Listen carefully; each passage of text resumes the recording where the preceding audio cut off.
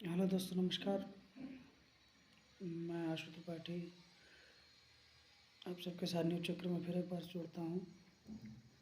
और ये शब्द तो आपने अपनी स्क्रीन पर देख ही लिया होगा। दोस्तों, इस शब्द को एक आम जनमानस में आम जनमानस के द्वारा एक आम तरीके से बोलचाल वाला शब्द है। लेकिन ये बेरोजगारी बेसिक तरीके से है क्या? बेरोजगारी या बेकारी किसी काम को करने के लिए योग्य और उपलब्ध व्यक्ति की वो व्यवस्था होती है जिसमें उसकी न तो किसी कंपनी या संस्थान के साथ और ना ही अपने किसी व्यवसाय में नियुक्ति होती है। ये एक ऐसी समस्या है जिसे लगभग हर दिन आम जनमानस को रूबरू होना पड़ता है।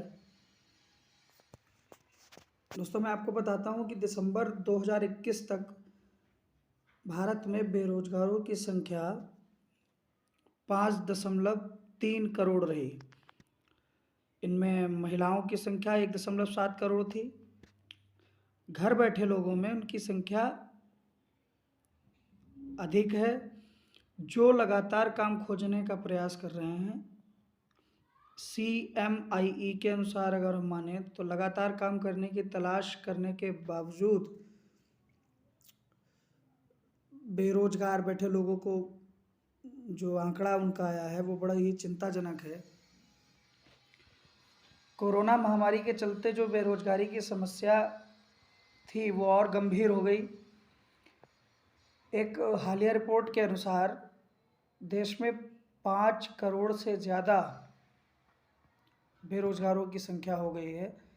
इनमें महिलाओं की संख्या भी काफ़ी ज़्यादा है। रिपोर्ट के अनुसार कुल 5.3 करोड़ बेरोजगार लोगों में से 3.5 करोड़ लोग लगातार काम खोज रहे हैं और जिसमें से करीब 80 लाख महिलाएं शामिल हैं। बेरोजगारी की हालत तो लगभग किसी से छुपी नहीं है। हमारे समाज में किसी चीज़ को डेवलप होने का या मानक होने का मुद्दा ही एक माना जाता है बेरोजगारी या रोजगार पाना। किसी भी व्यक्ति को अच्छे से डेवलप होने के लिए एम्प्लॉयड होना बहुत ज़रूरी है, रोज़गार उसके पास होना बहुत ज़रूरी है, तभी जाके वो जीवन की जितनी भी मूलभूत जो आवश्यकताएं हैं वो उसकी पूरी हो सकती हैं। लेकिन पिछले कुछ सालों में लगातार एम्प्लॉयमेंट में ऐसा डिक्लाइन स्टार्ट हुआ है जो धीरे धीरे करके इस देश के लिए चिंताजनक होता जा रहा है। और देश के हालात से लगभग सभी लोग वाकिफ़ हैं कि रोज़गार उनको कैसे प्राप्त होगा, रोज़गार उन्हें कैसे मिलेगा। तो इस बात पे भी काफ़ी चिंताएं स्वाभाविक होनी हैं। अगर ग्लोबल स्टैंडर्ड में एक मानक उसका माना जाए तो ग्लोबल स्टैंडर्ड में भारत काफ़ी नीचे है।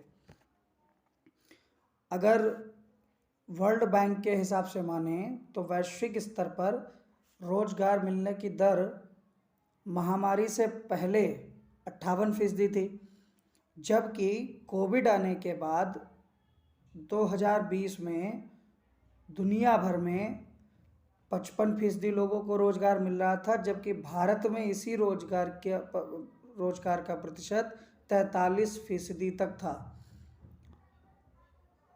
CMI के अगर माने तो भारत में फरवरी 2021 से लेकर और जनवरी 2022 तक बेरोजगारी के आंकड़े चिंताजनक रहे हैं, जिसमें मैं आपको बता सकता हूँ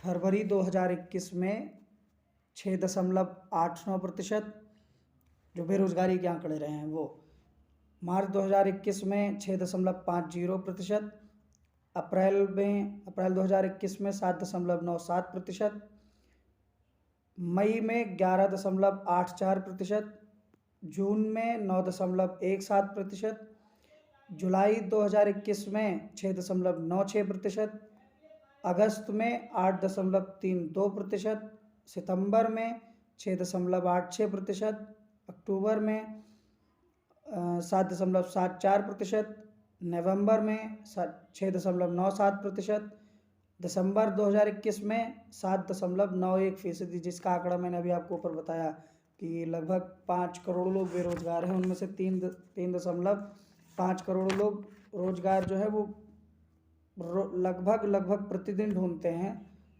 जिन्हें रोजगार नहीं मिल पा रहा है। उनमें से 80 लाख महिलाएं भी शामिल हैं, और यही आंकड़ा जनवरी 2022 तक जो है वो आ जाता है 6.57% तक। तो रोजगार की समस्या जो है वो हमारे भारत देश में काफ़ी ज़ोर से, काफ़ी एक जैसे कह सकते हैं आपकी नॉर्मल स्पीड से वो बढ़ती जा रही है, और ये चिंताजनक है। अगर हम बात करें कुछ राज्यों की, तो जो पूरी तरीके से इस बात पर निर्भर करते हैं कि रोज़गार उनको वहाँ के कैसे मिलता है लोगों को। तो मैं कुछ आंकड़े आपको बताता हूँ, जिसमें दिल्ली में जनवरी 2022 तक के, तो दिल्ली में 14.1%, यूपी में 3.0%, बिहार में 13.3%, गोवा में 11.6%, हरियाणा की बेरोजगारी दर है 23.4%, हिमाचल प्रदेश 13.9%, जम्मू और कश्मीर 15.0%, राजस्थान 18.9%, और त्रिपुरा में बेरोजगारी दर जो रही है वो रही है 17.1%। तो इस देश की सरकार को काफ़ी गहन अध्ययन करना पड़ेगा रोज़गार के बारे में, और लोगों को रोज़गार देने के बारे में सोचना पड़ेगा। लेकिन अगर आप इस पर अध्ययन करने बैठ जाएं तो लगभग आपको ऐसा लगेगा पिछली जो सरकारें रही हैं या अभी जो सरकार है, अगर उसमें से कुछ लोगों के बयान निकाले जाएंगे तो आपको ऐसा लगेगा कि इस देश में रोज़गार मिलना भी बड़ी मुश्किल की बात है। तो आपको ये वीडियो कैसा लगा कमेंट में बताइएगा, और चैनल को शेयर और सब्सक्राइब जरूर करिए। इस तरीके की सीरीज़ मैं लाता रहूँगा। चलते हैं, नमस्कार, जय हिंद।